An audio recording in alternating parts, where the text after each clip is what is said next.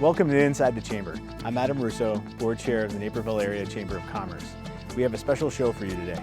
We have the pleasure of interviewing Geoff Colvin, best-selling author and editor-at-large of Fortune magazine. Today we'll be discussing his latest book, Humans Are Underrated.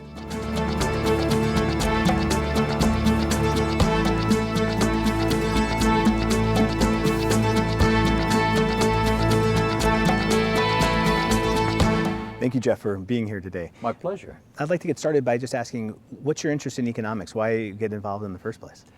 You know, it's a funny thing because I became interested in it when I was a kid. And it's one of those weird things. I can remember the moment when I was sitting on a sofa in my grandparents' house. I was about 8 years old, and I wondered, why is money worth anything? That is, why could you take a little piece of metal, because I'd never had any paper money at that point in my life, but why could you take a little piece of metal and exchange it for something that was truly valuable, like a Snickers bar? And I honestly, I couldn't understand why the money, why that was valuable. And so that's what actually got me started an awful long time ago. What I've come to realize is that it is not a dry theoretical discipline. It is the study of how people can have comfortable, prosperous, long, healthy lives. I mean, this is what it's really about. We spend a lot of time with equations and stuff like that, but we're talking about how people live, whether it's good or bad day to day. And so it is a living, breathing discipline for sure. Absolutely, and so how do you take that living, breathing discipline, right? And then when you translating it into being an editor at a major magazine, what's that bridge like for you? Yeah, well, I mean, it's a great question. I mean, the answer is it's fairly obvious for me. I mean, it's pretty easy because business organizations are, you could say, the mechanism from which economics gets translated into real life for millions of people, whether they're big organizations or small or entrepreneurial, whatever. That's how it becomes real for people. And so, companies, especially big companies, take a lot of criticism. It's popular to criticize them. If you ask in public opinion polls what people think of big business, they always hate it. If you ask them about small business, they always love it. But this is where economics gets turned into real life. Big business organizations only developed at the end of the 19th century. So in connecting that bridge, what then led you to write books? Yeah. Books have a power. It's quite amazing because you could argue in theory that they shouldn't. For one thing, people are constantly wanting to read shorter things, right? Articles are getting shorter in general and stuff like that. In addition, as all content becomes digital, it's like, who cares really what form it takes? But the fact is, through all of it, books have retained a certain power. There is something about, the physical package of the book, but even if it is in digital form, about the fact that there is this substantial piece of work on a topic to which someone has devoted a whole lot of time that still creates influence for books that, as far as I can tell, has not waned. And so that's where my interest in that came from. And then what took you to the topics that you've been writing about? Most recently, the humans are underrated. What took you into that specific area, given we talk about at the beginning money and value? Right. It's a pretty big transition from money and what gives it value to the people place. What's that connection? It is, and for whatever reason, I've always had these two great interests in my work, which seem in some ways like opposite ends of a spectrum. One is very financy. Corporate finance is a great interest of mine related to economics and so forth. And then the other end of the spectrum, the human element of work, the nature of human beings, how humans get good at anything they do, how they add value in businesses or in any role that they play in life. That's always interested me a lot as well. And so, honestly, when I am looking around, just absorbing everything that's happening in the world, I particularly pay attention to those things. And I wrote these books because I noticed a lot happening. I noticed stuff happening. So that, you know, the Talent is Overrated book I did because there was this research out there. There was 30 years of research on why some people are such great performers at whatever they do, and most people are not such great performers. There was this really good research that explained it, and the research was not widely understood. So I thought, well, I'll tell that story. And that has clearly resonated with a lot of people. The more recent book, Humans Are Underrated, arose again from just looking around, but in this case looking at what was perfectly obvious, which was people getting very anxious, very worried as technology does more and more of what people used to do. We see technology doing what it has always done, which is eliminate some jobs, but doing so at a pace that we've never seen before, and going into kinds of work that we never thought machines would be able to do. So the obvious example that we see, of course, is autonomous cars. But there are so many, many other examples. So there's this tremendous anxiety. And that's what caused me to do Humans Are Underrated. And in there, you talk a lot about empathy and the Yes. value of empathy. Yes. How do you see kind of a difference between the connection between people as individuals and being empathic there? But then a lot of people might make a perception of well business isn't really empathic to its workers. So what's kind of the bridge that you see in that? Empathy is understanding what somebody else is feeling and thinking, whatever it may be. The reason it is so important to how we add value is that we are hardwired from our evolutionary past to be that way. We have built into us mechanisms for understanding what somebody else is feeling and thinking. And it's more than we realize. It's all kinds of stuff that happens beneath the level of our consciousness, but it's happening anyway. So this is turning out to have a lot of economic value. Now, so how do companies behave toward their employees? Actually, there's tremendous variation. Some of them are very empathetic toward employees. And in fact, at Fortune magazine, we publish an annual list of the 100 best companies to work for. And whenever we have analyzed the performance of those companies, and by the way, outside third parties have also analyzed the performance of those companies, guess what? The big non-surprise is they outperform average companies. They are more economically successful. They empathize with their employees, meaning they understand what those people are thinking and feeling, and they respond in some appropriate way. And, it is indeed economically valuable. Sure. And then when you look at millennials and the tech, the information age and that generation, and kids getting older now who are in school, maybe going to college, will eventually enter the workforce. What exactly do you think that these educational systems need to start doing in order to best prepare this generation for what they need to be doing to be successful as they get older? Yeah, we see a lot going on there because educators are realizing that what they need to teach students is changing as the economy changes in just the way you described.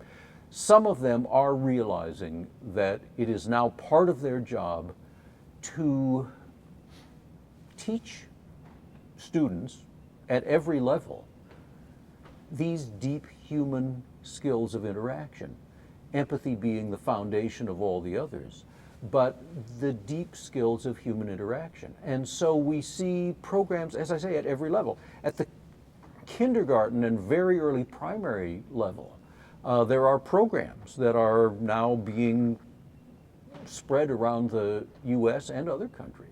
There's one called Roots of Empathy, which explicitly exists to teach kids this. And it does it in an ingenious way. They bring in a baby And it's the same baby over the course of the school year. Beforehand, the teacher talks with the kids about what this baby is like, what at this point the baby feels and thinks, to the extent it thinks anything. And then they observe it, and then they talk after, and they interact with it, and they try to understand what's going on with that baby. And then afterwards they talk about it. And it's effective in part because they understand that the baby is genuine. The baby isn't faking anything because it can't. This is authentic. And it makes a real impression on them. So they do that. At the other end of the spectrum, in medical schools, we see schools adding coaching and instruction in empathy. And remarkably enough, they do it in the same fundamental way, except this time it's with an old person. They bring in a very old person. Again, same one over the course of a school year, and have the students interact with that person. Talk about it beforehand, talk about it afterward. Because they are realizing, the educators are realizing, that this is important. And just one footnote on the medical school side. You may think, well, isn't it perfectly obvious that doctors should be empathetic with their patients? No, it isn't. And in fact, for many years, doctors were explicitly instructed not to empathize with parents for seemingly good, with patients, for seemingly good reasons. One, there was a fear that if the doctor was really feeling the emotions of the patient, that could compromise objective decision-making about the right treatment for that patient. And the other reason was, when you think of what doctors deal with, the genuine life and death issues, the fear was that if they got emotionally connected with all of these people in all of these cases, it would just be, it would immobilize them. They would be a wreck. They couldn't even operate. And so they were told not to empathize. Well, that's all behind us now. They've realized that actually there are tremendous advantages to doctors empathizing, and so they instruct it. Sure, and so along those lines, when you think about young parents today, right, parents who have high school, college age kids, how exactly should they think about between the objective scores, what are a child's grades at a given point, or a GRE score or an MCAT score or an SAT score, relative to these soft skills? You talk about what people are like, right? So how should adults kind of compare and contrast these objective measurables versus this intangible? Yeah, it's hard for them because, for just the reason you say, you get measurements on the traditional skills. Right? You get a report card, you get SAT scores, you get these things can be measured and are measured, and we get the measurements, and the old saying is what gets measured gets managed, and that's true. The hard thing for parents is that they just have to make judgments about the skills of deep human interaction. And so, all you can say is, make your own judgment. It's clear that parents cannot expect schools to carry the burden on building these interpersonal skills, even though some schools are starting to do so. When I talk to parents, they often give me their judgment. They know their kids pretty well, and so they give me their judgment about how emotionally connected, how empathetic their different kids are, and they often differ a lot. And all you can do is try to help them do that. Encourage them to interact with people. Put them in settings where they will interact with people. Model the behavior for them. It's all you can do, and you got to do it more than you used to. Yeah, well, and it's because it's such a challenge, especially with the technological growth and things. And to switch gears a little bit, you talk about now the development of these skills, right? And the connection and the human connection, and you talk about really the importance of developing in the business setting, cohesive teams. Yes. What are some things that you look for as far as how do you develop one of those teams? Yeah, it's a great question because teams are everywhere. Virtually everybody who works is part of a team of one kind or another, often more than one team. So it's how everything gets done, and the question of what makes a team effective does become this critically important question. The research on this, which is fascinating, is that team effectiveness is not what most of us think it is. It doesn't come from the cohesion of the team or the motivation or the satisfaction of the team. It doesn't come from the IQ of the team. The average IQ of the team does have a modest effect on its effectiveness. The IQ of the smartest member of the team is totally uncorrelated with the effectiveness of the team.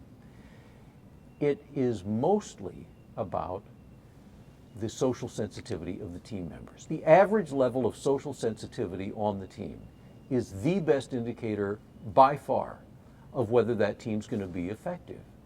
And so that means that in composing the team, that's what we need to worry about. And it's not what almost anybody worries about, right? You form teams because there are people who have to be represented there. They come from different parts of the company or whatever. They have to be represented on the team.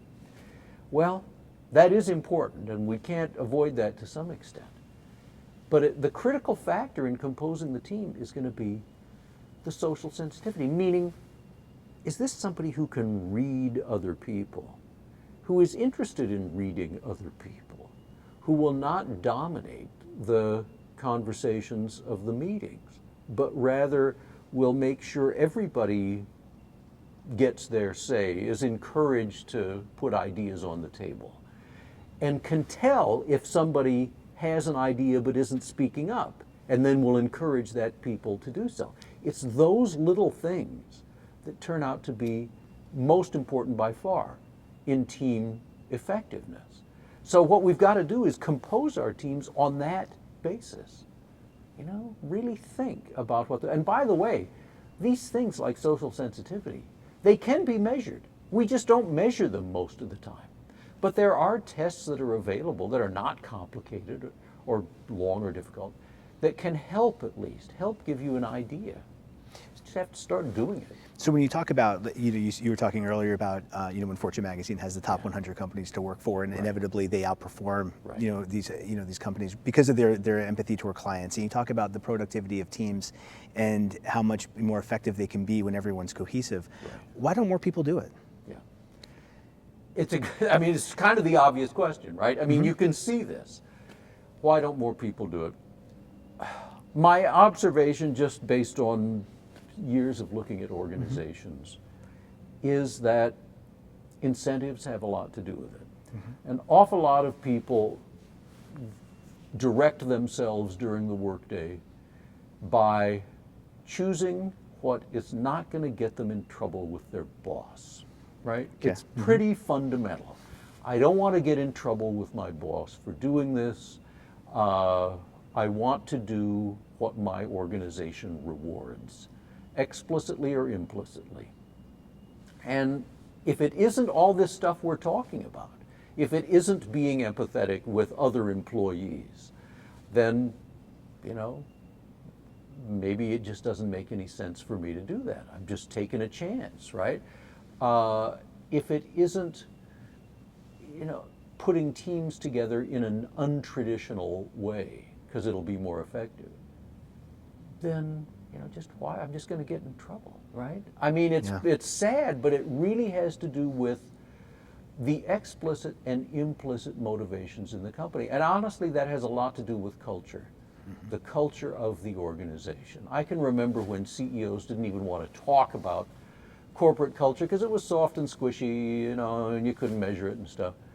Now they all want to talk about it. They all want to, because they all have realized this is actually the key to whether we rise or fall. And I don't know if that leads then into, you make a point about the importance of storytelling. Yes. And why that's going to be important. And so is kind of that storytelling, not only from an individual perspective, but also from a corporate perspective, the business telling its story effectively. Yeah. And how does that translate into, into its own success going forward? Yeah.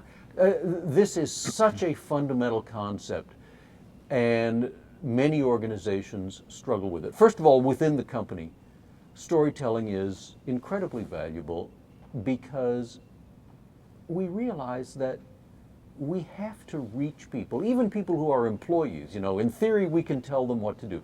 We all know that in practice, you can tell them what to do, but they're going to do what they feel deeply impelled to do. They're not just on an assembly line turning wrenches and so forth. They are not mere human machines. They are human beings. They are making their own choices about what they're going to do every day. If you want to influence them, you don't do it primarily with facts and figures. You do it with stories, because that reaches them deeply. It reaches their emotions. Look, we all know this. We don't need the evidence. There's evidence. There's lots of evidence. Who needs it? We all know that if you want to change somebody's mind, if you want to inspire them to act, you tell them a story. There's a saying that logic leads to conclusions, emotion leads to actions. And that's what we have to do. So storytelling is becoming critically important. And for the corporation as a whole, by the way, or the business, whatever form it takes, for the business as a whole, there is a realization spreading that every business has to have a story. And if it has a story, it becomes a much more powerful, effective business. Powerful in the good sense, meaning people look to it, people respect it. But it has to have a story. It might be the story of how it came to be. It might be a story about what it does in the world. But it has to formulate and propagate that story. In your experience, whether early in your career, at this point in your career, anywhere in between, is there a corporate story that either you've been influenced by or one that you've told that was particularly resonating for you? There's a great example of this. A lot of great examples, but there's a great example of this that is actually very well known, but it's still a great example, and that's the Southwest Airlines example.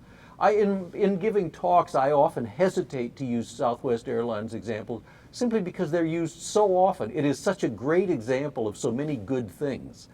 But it is a particularly great example of storytelling because the strength of that company is the culture. Above all else, it's a terrible business. Look, airlines are a terrible business, all right? They're awful. You are subject to fuel prices and capital costs, things over which you have no control. It's grindingly competitive. It's just a hard business. How do they succeed? By the way, they're the only airline ever that's been profitable every single year for 45 years. The only one. For many years, until the most recent consolidations, they were the highest market value. They were the most valuable airline in the world. I'd ask people, what's the most valuable? They'd say British Airways, Singapore Air, or United, or American. No, for years and years it was Southwest. Okay, how do they do it? It's the culture of the company. And how did they build this culture? Explicitly through storytelling. Okay? They don't tell you what the culture is. They don't tell employees. They show them. And when somebody in the company does what the company wants to reinforce, they just spread that story around. An employee who did something heroic for a customer. And anybody who works there can tell you lots of these stories. The customer who came to the airport about to go on a trip with her dog, a big dog. and was surprised to find that that the airline didn't really have a way of handling that. She'd made no arrangements. She's at the desk, you know, talking to the ticket agent, and she says, well, what am I going to do? You know, I can't go home, I don't have time. And the ticket agent said, just leave it with me for a week. When you come back, I'll give you the dog back. You know, well, that was doing something above and beyond, right? Heroic for the customer. But everybody in the company knows that story. You know, you ask a baggage handler there, loading up the plane, what are you doing? And it's like, they don't say I'm throwing bags in the plane. They say I'm helping a grandmother visit her grandchildren, right? Because those stories have been spread over the years. They do it better than anybody. And it's a million little stories like that. Well, what's fascinating about the way you're saying it is that it's providing this larger context to a simple act. I mean, your baggage handler example, it's not a bag on a conveyor belt. It's it's really providing a service and a contextually important service, you know, to somebody else. Right. You know, as a final question for you, any ideas for your next book? I'll tell you, it's funny that you should ask that question at this point, because I don't know what the next book is going to be. I'm thinking a lot about it. But one thing I've decided is I want it to be a story. Because these other books that I've written have been topic books. They've been about ideas, which I much enjoy, but man, they are a lot of work. Books like that are a lot of work to write. I want to tell a story. And so I am scanning, all right? I'm on the lookout for the right story to tell. I don't know what it is yet, but that's what I'm looking for. Great. Well, thanks. We appreciate you coming in today. My great pleasure. Thank you for joining us today for Inside the Chamber. And thanks to Geoff Colvin for taking the time to chat with us. Please join us for the next Inside the Chamber as we meet with our city leaders to talk about the state of our city.